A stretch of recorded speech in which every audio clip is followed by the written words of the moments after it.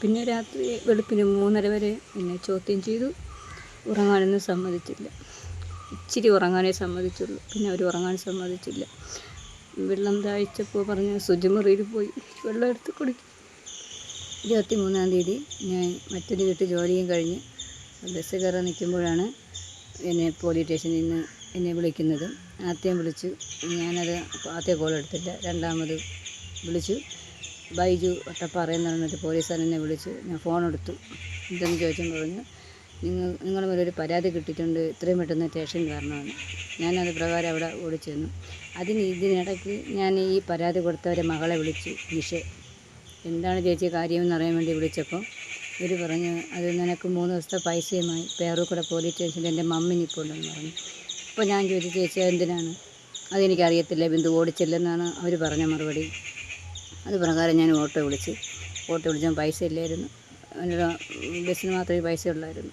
Auto വിളിച്ച് ചെല്ലാനാണ് police പറഞ്ഞത്. അത് പ്രകാരം ഞാൻ ഓട്ടോ വിളിച്ച് അവിടെ ചെല്ലുമ്പോൾ ഈ പരാതിക്കാർ മകൾ മറ്റേ SIയുടെ അടുത്തിരിക്കുകയും മാല കൊടുക്കാൻ പറഞ്ഞു. ഞാൻ പറഞ്ഞു, സാർ ഞാൻ ആരെയും മാല എടുത്തിട്ടില്ല.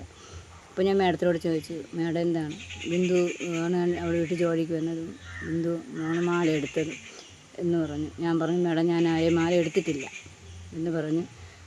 ഉടനെ തന്നെ ഒരു വനിതയെ വിളിച്ച് എന്നെ റൂമിൽ കൊണ്ടുപോയി എൻ്റെ ടോപ്പെല്ലാം മാറ്റി എന്നെ പരിശോധിച്ച ശേഷം വീണ്ടും വെളിയിൽ വന്നിട്ട് വീണ്ടും 2 വനിതയും കൂട്ടി വീണ്ടും റൂമിൽ പോയി എൻ്റെ പരിശോധിച്ച് എൻ്റെ ബാഗും എല്ലാം പരിശോധിച്ചിട്ട് വെളിയിൽ വന്നിട്ടാണ്.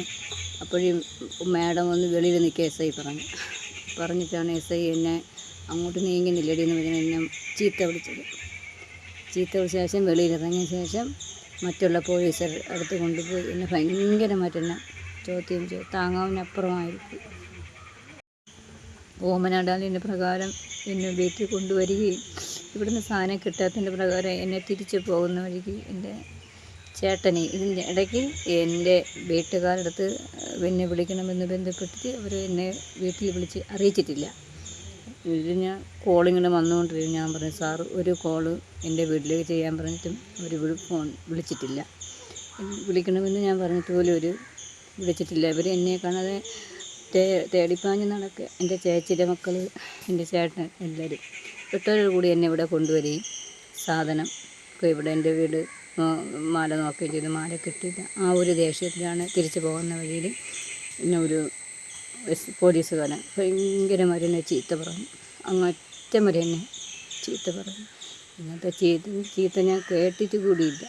അങ്ങനത്തെ ചീത്ത പറയുണ്ടായി. അവിടെ ചെന്ന് 9:30 കൂടി അവിടെ എത്തുകയും ഈ പോലീസുകാരൻ ഈ പരാതിക്കാരിയുടെ കാറിലാണ് എന്നെ അവിടെ കൊണ്ടുവരുന്നത്. ആ കാറ് കൊണ്ടിടാൻ വേണ്ടി അങ്ങ് പോയിട്ട് പിന്നെ ഞാൻ പോകുന്ന സമയം വരെ ആ പോലീസുകാർ ആ സ്റ്റേഷനിൽ വന്നിട്ടില്ല.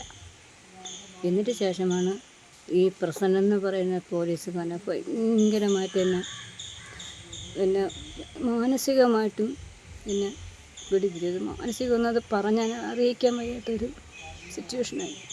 അങ്ങനെ പിന്നെ അങ്ങോട്ട് ചോദ്യമായിരുന്നു, മാല കൊടി എന്നുള്ള ഭയങ്കരമായിട്ടുള്ള. ഞാൻ പറഞ്ഞു, സാർ ഞാൻ മാല എടുത്തിട്ടില്ല എന്നുള്ള കാല് പിടിച്ച് പറഞ്ഞിട്ടും ഞാൻ പറയുന്ന ഒരു ചെവിക്കൊള്ളാൻ തയ്യാറായില്ല. ഈ SI പ്രസാദ് എന്ന് പറയുന്ന സാറും ഈ പ്രസന്നൻ എന്ന് പറയുന്ന ആ പോലീസുകാരനും ഇവർ 3 പേരുമാണ് എന്നെ ഭയങ്കരമായിട്ട് എന്നെ വേദനിപ്പിച്ചത്. ഞാൻ ചെയ്തിട്ടില്ല, ചെയ്യുകയുമില്ല. ആരെയും മുഖം മോട്ടിച്ചല്ല നമ്മൾ ജീവിക്കുന്നത്. പിന്നെ രാത്രി വെളുപ്പിന് 3:30 വരെ എന്നെ ചോദ്യം ചെയ്തു. ഉറങ്ങാനൊന്നും സമ്മതിച്ചില്ല. ഇച്ചിരി ഉറങ്ങാനേ സമ്മതിച്ചുള്ളൂ. പിന്നെ അവർ ഉറങ്ങാൻ സമ്മതിച്ചില്ല. വെള്ളം ദാഹിച്ചപ്പോൾ പറഞ്ഞ് ശുചിമുറിയിൽ പോയി വെള്ളം എടുത്ത് കുടിക്കും.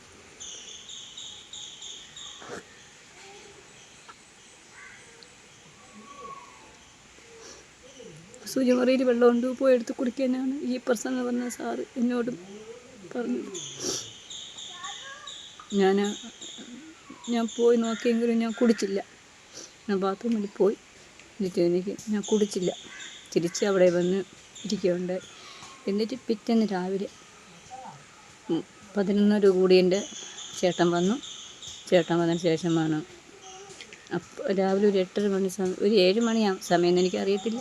ആ സമയത്ത് ഈ അമ്മയും മകളും ഓടിക്കൊണ്ട് സ്റ്റേഷനിൽ SIയുടെ അടുത്ത് പോവുകയും ഒരു മണിക്കൂർ ശേഷം എന്നെ വിളിച്ചിട്ട് പറഞ്ഞു ബിന്ദുവിന് പരാതിയൊന്നുമില്ല, ബിന്ദുവിന് വെറുതെ എവിടെയാണെന്ന് ഈ ഓമനാടാണെങ്കിലും എന്നോട് പറഞ്ഞു.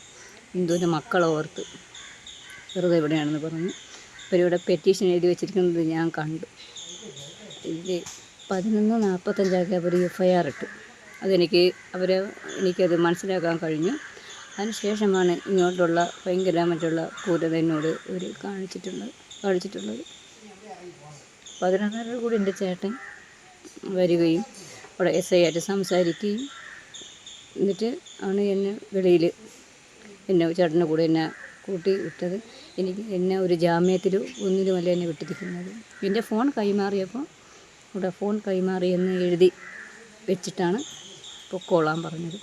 ഇതിന് മുമ്പ് ഈ SI പ്രസാദ് എന്ന് പറഞ്ഞ സാറ് സ്റ്റേഷനിൽ ഒത്തിരി ആൾക്കാർ കൂടി നിൽക്കവേ പറഞ്ഞു ഒരു കാര്യം പറയണമെന്ന്. ഞാൻ ചോദിച്ചു എന്ത് സാറെന്ന് വെച്ചപ്പോൾ പറഞ്ഞു ഈ കവടിയാറോ ഈ അമ്പലമുക്കോ ഭാഗത്ത് എന്നെ കണ്ടു പോകരുത്, നാട് വിട്ടു പൊക്കോണമെന്നാണ് ഈ സാറ് ലാസ്റ്റ് എന്നോടൊന്ന് പറഞ്ഞു. ഞാൻ ശരിയെന്ന് പറഞ്ഞു. പുറത്ത് വന്ന് കുറേ നേരം ഇരുന്നപ്പോൾ എൻ്റെ നാത്തൂനും എൻ്റെ നാത്തൂൻ്റെ ഭർത്താവ് എല്ലാവരും വന്ന് എന്നെ കൂട്ടിക്കൊണ്ടുവരികയും ചെയ്തു.